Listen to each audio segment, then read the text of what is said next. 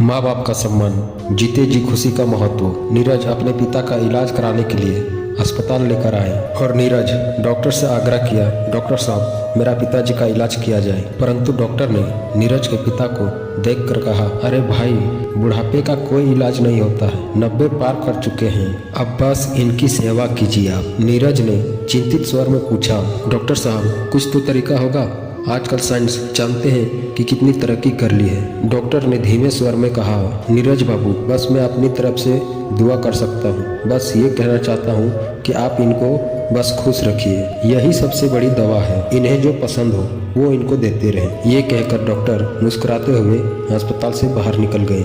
नीरज अपने पिता के हालत को लेकर बहुत परेशान था। माँ के गुजर जाने के बाद पिताजी ही उनके सहारा थे।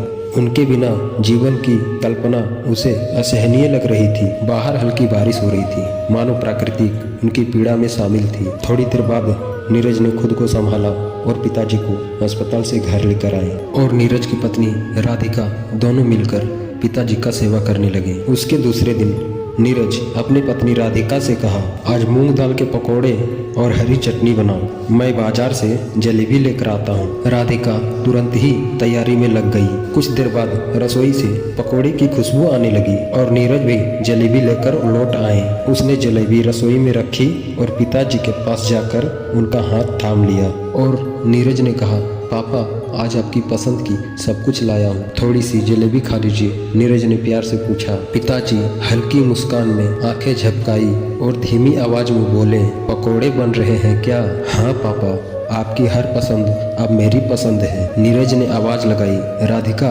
जरा पकोड़े और जलेबी लेकर आओ। राधिका प्लेट में पकोड़े और जलेबियाँ लेकर आई। नीरज ने पकोड़े उठाकर अपने पिताजी को दिए। लीजिए पापा, एक और लीजिए, उसने आग्रह किया। पिताजी ने थोड़े से खाकर कहा, बस अब पेट भर गया, थोड़ी सी जलेबी दे दो। नीरज ने एक जलेबी का टुकड़ा उनके मुंह में डाला। पिताजी प्यार से देख रहे थे। पिताजी ने अपने बेटे से कहा, नीरज सदा खुश रहो बेटा, मेरा अब यहाँ से दाना पानी पूरा हो गया। नीरज की आंखें भर आई। पापा ऐसे क्यों कह रहे हैं, आपको तो सेंचुरी पूरी करनी है, आप मेरे तेंदुलकर हो। पिताजी मुस्कुराए और बोले, तेरी माँ पेविलियन में इंतजार कर रही है, अगला मैच तुम्हारे बेटे के रूप में खेलूंगा, तब खूब खाऊंगा। पिताजी की आंखें नीरज पर टिकी थी। नीरज समझ गया कि उनकी जीवन की यात्रा पूरी हो चुकी थी। तभी उसे याद आया, पिताजी हमेशा कहते थे, श्राद्ध पर कौवा बनकर खाने नहीं आऊँगा, जो खिलाना हो अभी खिला दो। यह कहानी हमें सिखाती है कि माँ बाप का सम्मान जीते जी उनकी सेवा और खुशी में है। उनके साथ बिताया गया समय सबसे अनमोल है। अगर कहानी ने आपका दिल छू लिया हो तो सब्सक्राइब करके लाइक करें और अपने दोस्तों के साथ शेयर करें। धन्यवाद।